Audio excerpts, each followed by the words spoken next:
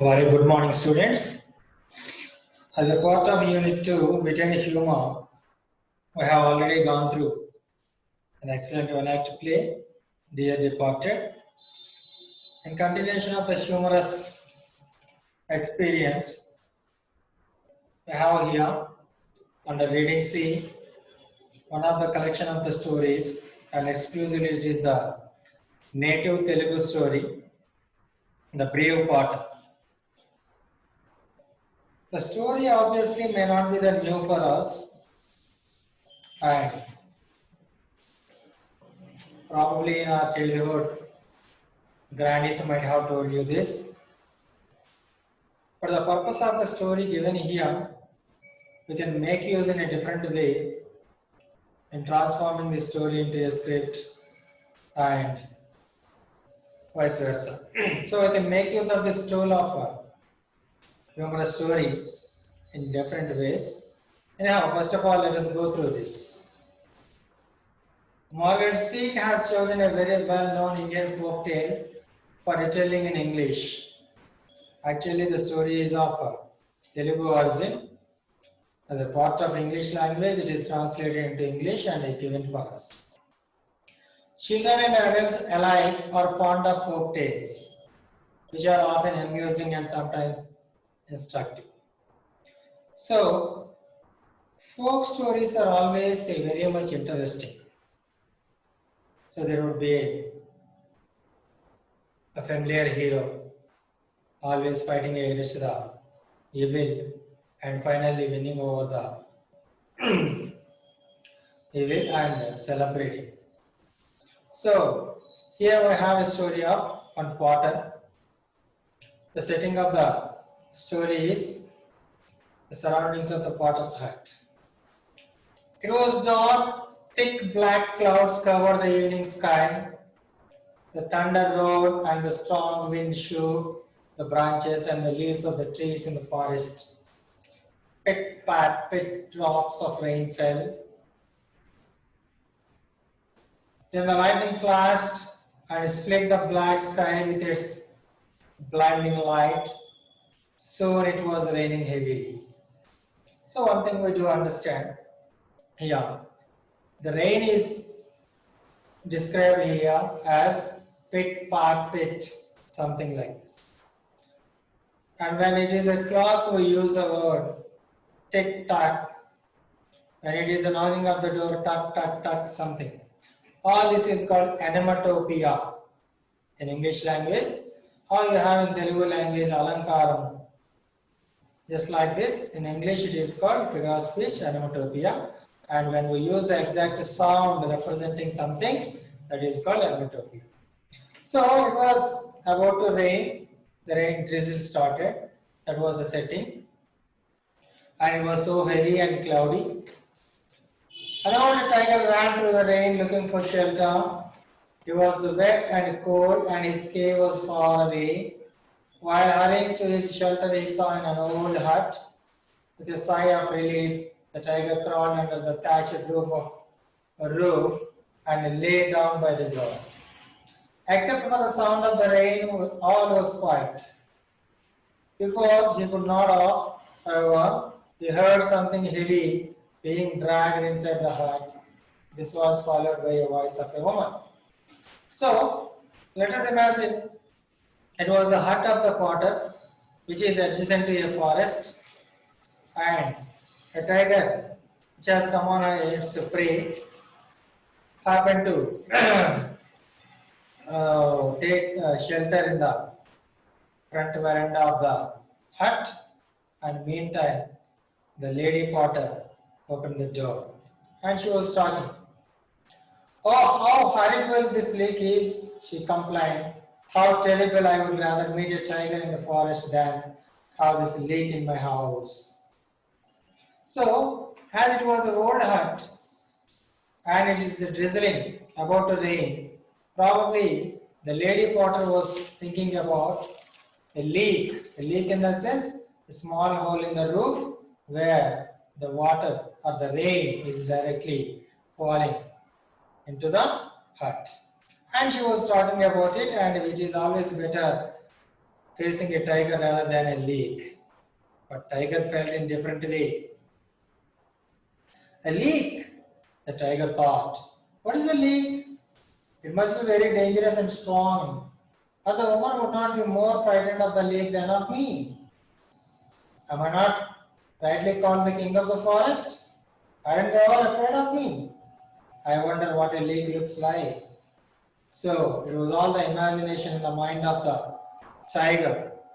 And this lady, she is feeling so terrified about the leak rather than me. People say I am the king of the forest, but still the lady is feeling something terrible about a leak. Soon afterwards, the tired tiger fell asleep. He was suddenly awakened by an angry voice shouting in his ear. He felt a heavy blows falls upon his head and shoulders. You horrible beast! A voice screamed angrily. How dare you run away? How dare you make me walk about in the middle of the night trying to find you? Be careful. One of these days I'll kill you. Now go home. The old tiger shivered. This must be the leak who has come out of the hut. I would better do as he says or he will kill me. So all of a sudden midnight, while the tiger was sleeping, somebody authoritatively spoke to the tiger and threatened and even beat him. So the tiger was in opinion that probably it was the leak. See here, leak is not at all a person, but leak is personified here in the story. So the tiger felt it is the leak, and so it also felt fear about the leak. So the tiger allowed himself to be bound around the neck with a thick rope. The mysterious creature then climbed onto the tiger's back and pulled at the rope. Come on, head for home, shouted the voice. So it is nothing but the potter. So the potter tied a rope around the neck of the tiger and he climbed up on the back of the tiger and drove the tiger towards his home. The tiger felt a sharp kick on his side. The tiger was terrified and he ran through the dark forest. The creature pulled hard on the rope to tell him which way to go. At the same time, it scolded, cursed, kicked the poor tiger. Soon they stopped in front of a small hut on the edge of the thick forest. The creature climbed upon from the tiger's back and bound him with an iron chain to a nearby tree. Then he went inside the hut. The tiger could not free himself from the chain, so he had to spend a miserable night under the tree. Who was this creature who was able to capture such a large and a dangerous tiger? Let's find out. So it's nothing but the potter who was searching for his donkey, which was escaped, and in the dark night he thought the tiger was the donkey, so he tied the rope to the neck of the tiger and drove the tiger to his place. So in his opinion, it was his donkey. But in tiger's opinion, who rode on him, that is nothing but leak. On the afternoon of that day, the potter had arrived home after a hard day's work. He was tired and thirsty. He asked his wife for some palm wine. The more he drank, the better he felt. When he had drunk all the wine, he no longer felt tired. When the storm began, the potter suddenly remembered that he had left his donkey tied under a tree. He rushed out of his hut to take the animal into the stable. You can imagine his anger when he discovered that the donkey was not there anymore. The only thing left was its chain. My stupid donkey must have run off onto the forest, he grumbled. When I catch him out, I'll give him a good beating. So, where he relaxed and came out to look after his donkey, there was no donkey at the place. The potter walked through the wet forest. When it became dark, he often stumbled over roots and fallen branches. With each step, the potter felt angrier and angrier with this donkey. When I catch him, I'll tie him up under the tree all night, he muttered to himself. Hours later, the potter reached the old woman's hut. There, he saw an animal sleeping in front of the door. There he is, he shouted. There he is, the stupid animal. The drunken potter did not notice the difference between the donkey and the tiger. He kicked and bet the sleeping tiger. He then jumped onto the frightened animal's back, rode it home, and then tied it up with the iron chain. So, earlier he tied this animal in front of somebody's hut. Now he fetched it and brought it back to his home and tied to a tree in front of his hut. Still, he doesn't know whether it is a tiger or a donkey. Next morning, the villagers who passed the potter's house looked in amazement at the tiger tied to the tree. Soon the news spread throughout the village that the potter had caught a tiger and tied it to a tree in his yard. All the villagers praised his courage. They also thanked him because the tiger had eaten many of their goats and buffaloes. They had tried to catch him for many years but had failed. Of course, the potter said that he had done nothing of the sort. He said that he had only brought his donkey home. He did not understand how a donkey could change into a tiger. When he saw the tiger, he fainted. Nobody, however, believed the potter's story. The villagers even praised him for being modest. So the potter became famous. Everybody who met him called him the brave potter. The simple potter himself never understood why. So accidentally he happened to catch a tiger, but people believed that it is all because of his bravery Potter could do this. So that title was fixed for him. He was a brave Potter. So he became popular like that. Later, a few years later, war broke out between the Potter's country and a much stronger neighbor. The king immediately gathered a large army, but he realized that it was not strong enough to save his country from defeat. He needed a hero to lead his army. Where could he find such a brave man? The king hurriedly called his ministers together and asked their advice. One of the ministers remembered the story of the brave Potter. He spoke. Your Majesty, I know someone who can lead our army, the minister said. The king immediately sent a messenger to the Potter's house. When the Potter realized that he had been made general of the army, he became frightened. The king had ordered him to go to the palace the next day. How could he, a poor ignorant Potter, become the general of the army? He had never carried a sword, nor had ever ridden a horse. So he had no such an experience. But people are in the opinion that he was a brave Potter and he could even control tigers. Oh, I shall die because of the stupid donkey, groaned the Potter to his wife. He has only brought us trouble. The next day, he went with his wife to the capital. The king was pleased to see him and ordered the Potter to lead the army into battle the next day. But unfortunate thing is, nobody can say against or nothing, no to the king. So he has to accept. The enemy were not far from the gates of the city. A splendid house had been prepared for the Potter and his wife. The horse which would carry him into a battle was ready in the stable. So he was made everything ready with all the armor, but still the brave Potter doesn't know how to ride a horse, how to fight. The night the Potter could not sleep. He was nervous and worried because he did not know how to ride a horse. If I fall off, everybody will laugh at me, he thought.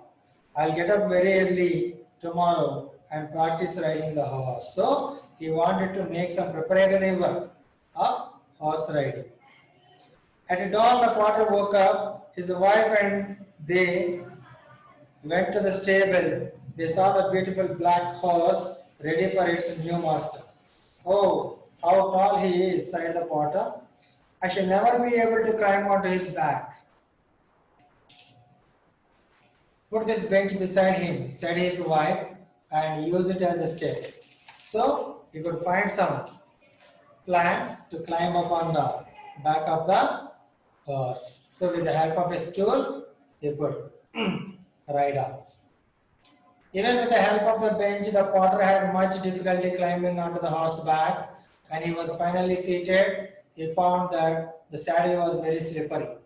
Saddle in the sense, the arrangement, the leather arrangement which can be made to control the horse. Please tie my feet to the stirrups, dear wife, said the potter, otherwise I shall certainly fall off.